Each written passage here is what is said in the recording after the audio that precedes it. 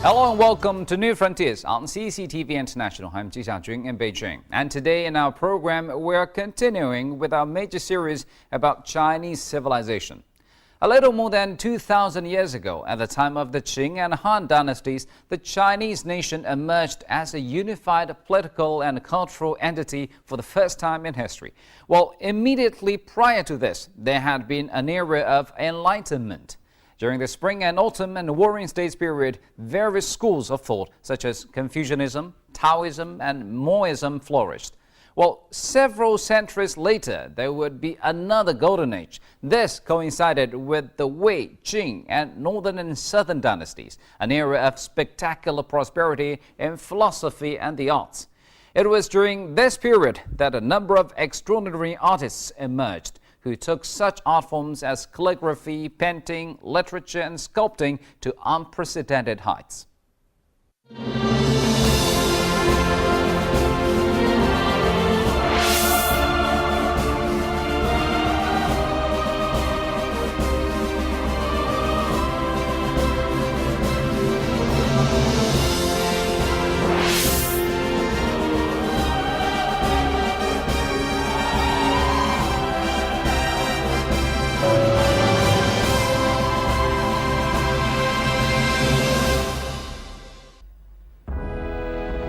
The second tremendous social change after the Spring and Autumn period and the Warring States period in Chinese history took place during a time when China was under the rule of the Wei and Jin dynasties and the Northern and Southern dynasties. At this time, ethnic groups in North China merged on a large scale, and much of the culture of the Central Plains was taken to the south by immigrants. For a period of 400 years after the Spring and Autumn and Warring States periods, the Chinese created a rich legacy for future generations. It was an era of great advance in philosophy and the arts. In the arts in particular, there were breakthroughs in every field. This was also an era that made it possible for the emergence of many people of great talent.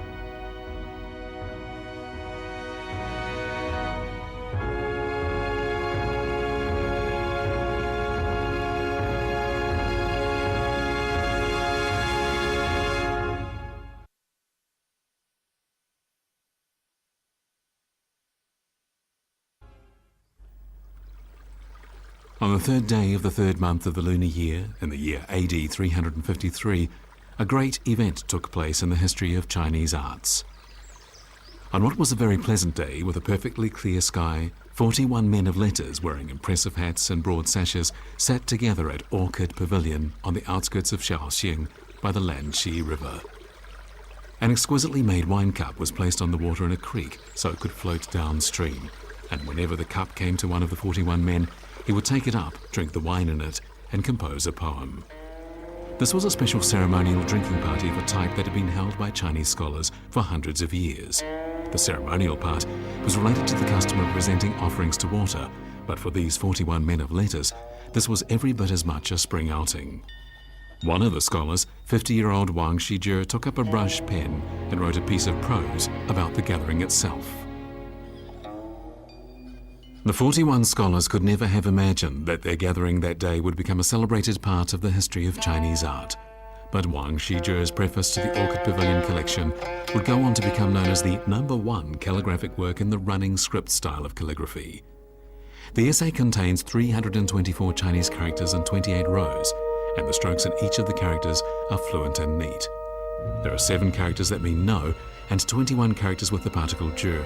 Each one of them has its own particularity, yet overall, in this work of calligraphy, they appear completely compatible with each other overall.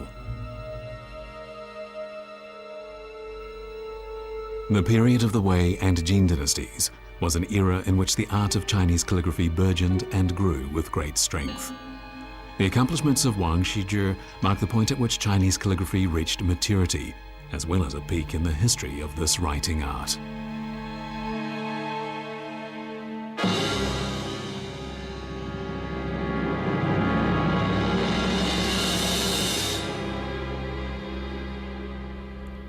Wang Shizhi was born in the year AD 303 in Langya Prefecture, which is today Lini in Shandong Province. Toward the end of the Western Jin dynasty, Noble families in the Central Plain fled to areas south of the Yangtze River to avoid unending wars. And in the year AD 317, a group of these nobles established the Eastern Jin dynasty in the city of Nanjing with Sima Rui as emperor. Despite the fact that this dynasty was to be plagued by wars, it would bring forth a multitude of outstanding men of letters, accomplished in every conceivable art. Wang Shizhi, who took the style name Yi Xiao, was from a family that was prominent during the dynasty of the Eastern Jin. His family home had been filled with works of calligraphy which he had studied and learned to appreciate when he was very young. When he was old enough, he made trips away from home to visit famous mountains and rivers around China and copied numerous calligraphic inscriptions he found on stone tablets. Eventually, he mastered the art of calligraphy to the highest level. A comment in the book History of the Jin reads, Wang Shizhi gained a great reputation when he was very young. All the court ministers appreciated his talent. The imperial court appointed him minister of the board of the civil office, but he declined the appointment. Wang Shizhi refused to take this high post not once but several times, but this was feudal China, and a person's value was judged by the official position held and the wealth accumulated. Wang Shizhi's refusal to take the conventional path made him a misfit.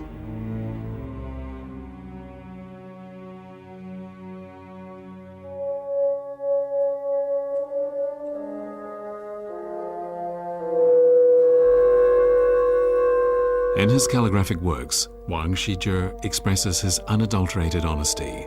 They bear no traces of vulgarity, yet fully reveal his thinking about the world.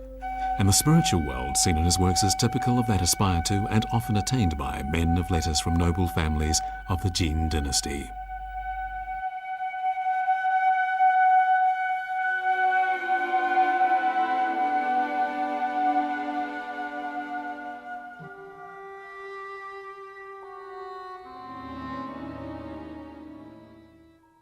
这个时期的士人的精神面貌，首先呈现出比较独特的状态，我们一般叫做魏晋风度。魏晋风度体现在哲学上，是追问老庄哲学里面的无；在生活形态上，是追求所谓的放；在精神境界上，是寻求所谓的达。那么这一切都体现了魏晋时期士人他在精神上和自我的一种觉醒。An important activity in the lives of scholars of the Wei Jin time was discussing impractical matters and purely philosophical theories centered on what was known as the learning of mystery, a neo-Taoist doctrine prevalent among scholars in the 3rd and 4th centuries. These discussions were rather like today's forums. Well-educated scholars would gather together in some quiet place to conduct debates on philosophical matters. After the Western Jin dynasty unified China once again, for a certain period the imperial court paid great attention to the development of production, and as part of this, taxes on the common people were greatly reduced. As a result, the country's economy and culture progressed considerably. Now, the philosophy on which the cultural prosperity during the Wei and Jin period was based was metaphysics, otherwise known as the learning of mystery. In essence, it advocated the Taoism of Lao Tzu and Zhuangzi. Taoism, in fact, was such a powerful influence on intellectuals that it all but eclipsed Confucianism, which had been the orthodox ideology throughout the Han Dynasty. At the core of the learning of mystery was reinterpretation of the 3 great classical philosophical books, Lao Tzu, Zhuangzi, and the Book of Changes. The 2 greatest Taoists, Lao Tzu and Zhuangzi, had advocated the doctrines of nature and man being one, and the oblivion of the outer and inner worlds. During the Jin dynasty, scholars found themselves greatly enlightened by these doctrines, and they passionately debated such issues as the kind of life that could bring happiness to people, whether material satisfaction or the emancipation of the soul was more important, and what constituted the state of perfect morals. They came to the conclusion that the significance of life did not lie in gain or loss at any one time or for one matter, but that it lay in the ease one felt in one's heart and the release of one's true feelings. The learning of mystery stimulated the creative power of Chinese civilization. During the Wei and Jin dynasties, the Chinese culture on the Central Plain that had remained unchanged from the previous Qin and Han dynasties underwent a complete overhaul. all aspects of the culture took on a new outlook. The thinking of every prominent scholar became permeated with ideas from the learning of mystery, and their actions testified to the elegant Wei Jin bearing.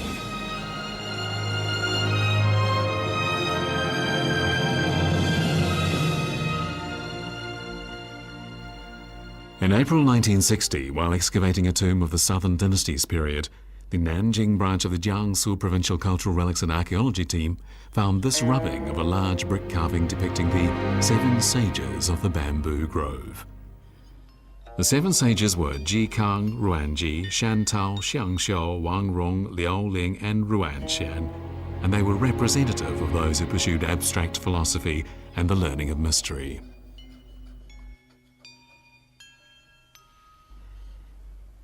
Each of these 7 men had a particular moral standing and point of view, and they all agreed on one point, that one's life should not be restrained by dogma, and that people should live the way the earliest human beings had lived, by being self-aware, humane, and honest.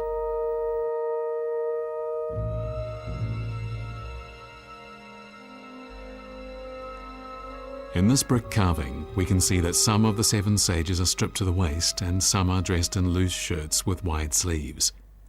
These scholars were passionate about discussing philosophical matters, and they paid great attention to the cultivation of high morals.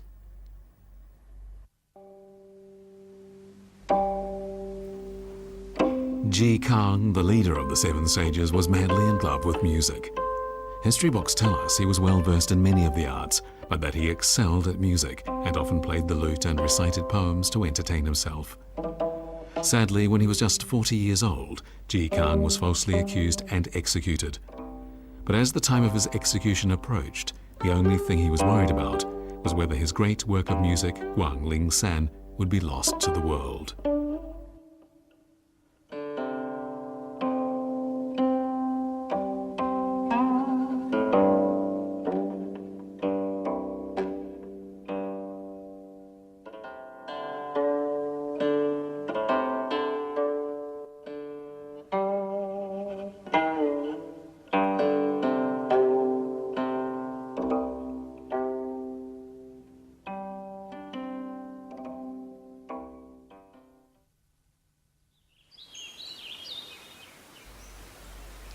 The most important achievement in Chinese literature during the Wei Jin time and the period of the Southern and Northern dynasties was the appearance of pastoral poetry.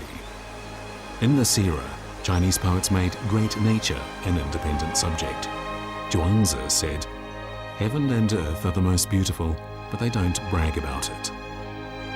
For the first time, Chinese scholars expounded on the detached beauty of great nature, and many of them resigned from their official posts so they could lead a reclusive life in a natural environment.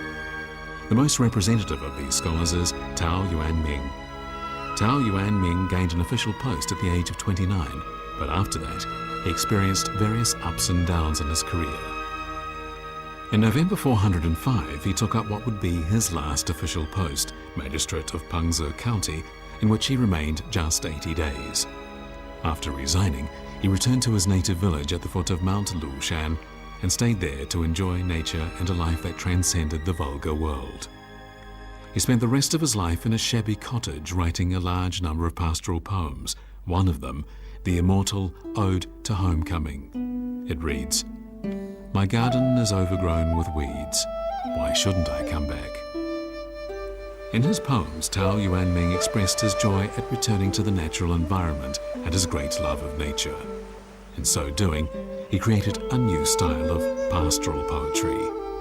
He wrote, "Confined in a cage far too long, now I've returned to nature. I've forgotten material gain and am far away from the secular world. In the quietude, I appreciate the beautiful garden. There are so many things in the world I can go without."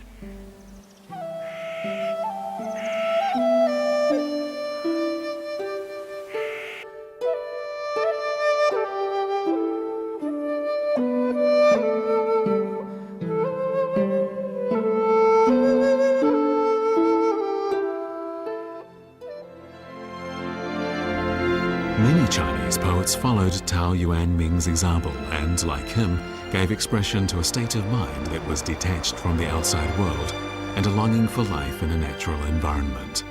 They sang the praises of inspirational, beautiful, and everlasting nature. Poets and writers in this time did not regard enlightenment through education, material gain, or fame as the end goal for going about their literary work. Instead, they concentrated their energies on expressing their inner world and eulogizing great nature.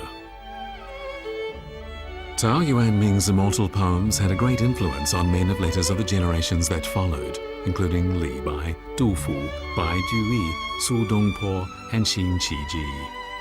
A line from one of Li Bai's poems reads, "How can I behave humbly in front of big shots?"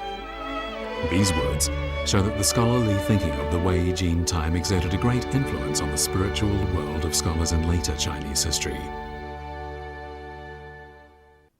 During the Wei and Jin period, Chinese intellectuals were very much preoccupied with something called awakening the inner self. It's a concept that is exemplified by the writing of Tao Yuanming. Something else this period of history is noted for is the emergence of calligraphy. No longer employed simply for practical use, calligraphy was elevated to an object of aesthetic appreciation. Before the Wei and Jin dynasties, the art of Chinese calligraphy had been through 4 stages of development. The first stage is marked by inscriptions on bones and tortoise shells of the Shang dynasty from around the 16th to 11th century BC. The second stage is marked by inscriptions on ancient bronze objects, and the third stage is marked by seal characters of the Qin dynasty. The fourth stage is marked by the official script of the Han dynasty. However, due to an overemphasis on standard writing, it was very difficult for calligraphers using these calligraphic styles to express their personalities. And so, during the Wei and Jin dynasties, a number of calligraphers created running script and standard script. This great reform of calligraphy enabled the hands and minds of calligraphers to be set free, and so the works of great calligraphers living in the Wei and Jin dynasties, such as Wang Shizhi, display a natural style of writing. From that time on, Chinese calligraphy was no longer just a way of writing, but a form of art that could be used to express the sentiments of the calligrapher.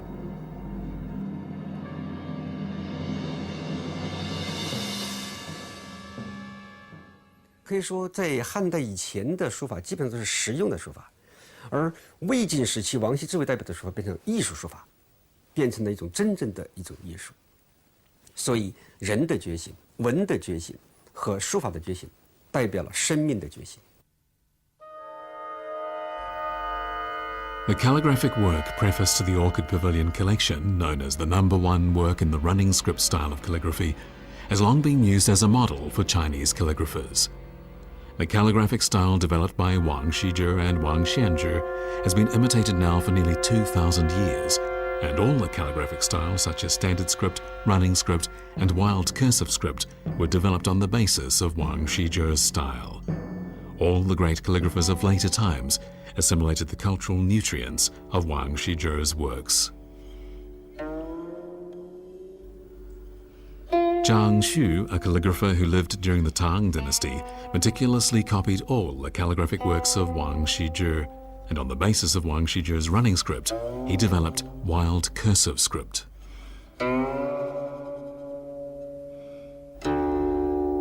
Su Shi, who lived during the Song dynasty, was the founder of the calligraphic style known as Following the Mood. Su Shi worshipped Wang Shizhi and Wang Xianzhi, saying, "Their calligraphic works are superbly bright, yet plain in appearance." He regarded Wang Shizhi's calligraphic style as the ideal model.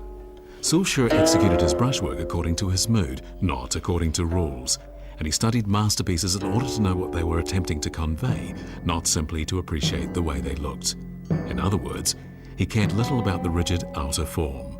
Su Shi is universally acclaimed as having reached a truly high level in the art of calligraphy. Only those whose cultural attainments are at the highest level can assimilate the spirit of the works of Wang Shizhi and Wang Xianzhi and not fall into vulgarity. Zhao Mengfu, a great calligrapher who lived in the Yuan dynasty, carried on the carefree and graceful calligraphic style of Wang Shizhi. Zhao Mengfu has been generally referred to as a true disciple of Wang Shizhi.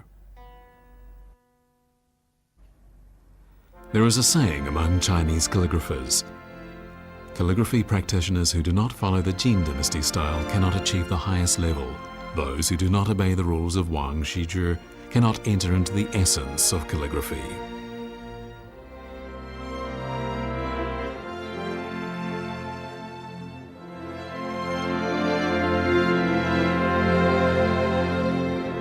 Calligraphers in the Wei and Jin dynasties developed the basic spirit and character of the art of Chinese calligraphy. Their advocacy of stressing the essence and making light of the appearance is an aesthetic criteria in the art of Chinese calligraphy.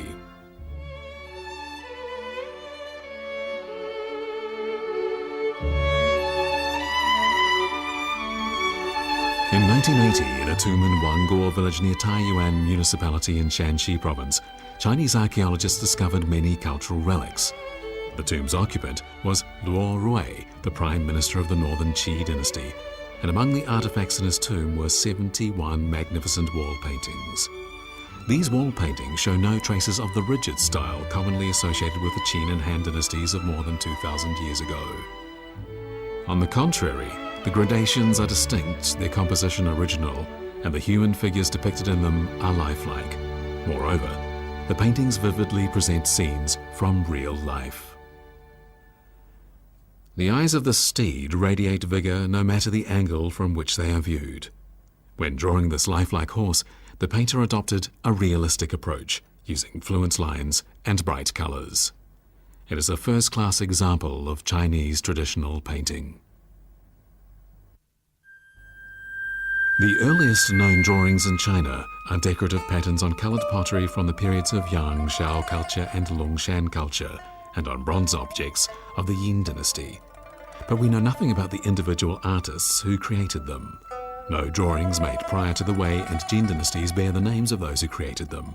All were executed by nameless craftsmen. Painting as a real form of art first appeared in the Wei and Jin dynasties.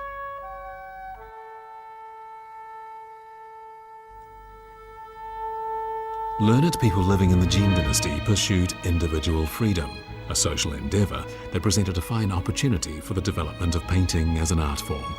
Gu Kaizhi, who lived during the Eastern Jin dynasty, discarded all the pretentious manners of traditional men of letters and took a more liberal approach to his paintings by expressing his personal feelings and ideas.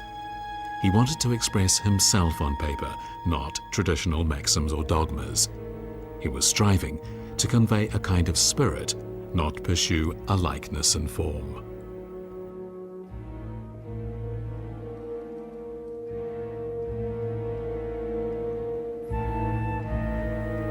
Lao Tzu, worshipped as the founder of Taoism, referred to natural standards, and the correct use of these natural standards as the divine way. Zhuangzi, another Taoist philosopher, called people's hearts the essence, and the correct use of the essence, the divine way. The Chinese phrase for the word spirit involves the combination of these words of Lao Tzu and Zhuangzi. An ancient story tells how Gu Kaizhi drew the image of a man on a piece of paper, but did not add eyes for several years. When asked why, he said, "Whether his body looks nice or ugly isn't important. The key to drawing human figures is to reveal their inner thoughts, and in a painting, the eyes are the key to conveying the inner thoughts of a human figure."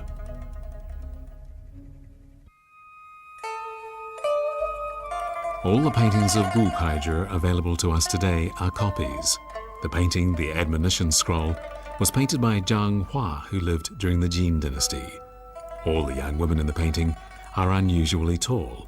The thin and even lines convey little sense that the subjects have weight, so much so that they were to become known as silkworms spinning out silk.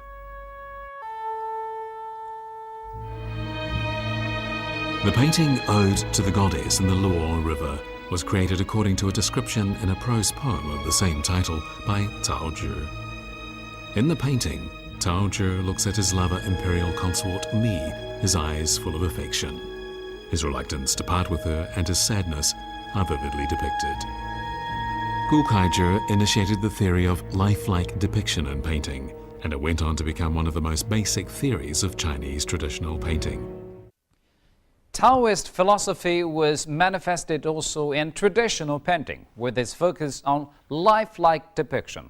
In fact, it is the unique approach to expression as opposed to representation that sets traditional Chinese painting apart from Western-style painting. Incidentally, it is also what makes the art so quintessentially Chinese. Well, if you want to learn more about the golden age of Wei and Jin period arts, join me again next time. And thank you for staying with us on today's New Frontiers. I'm Ji Xiaojun from CCTV International. Goodbye.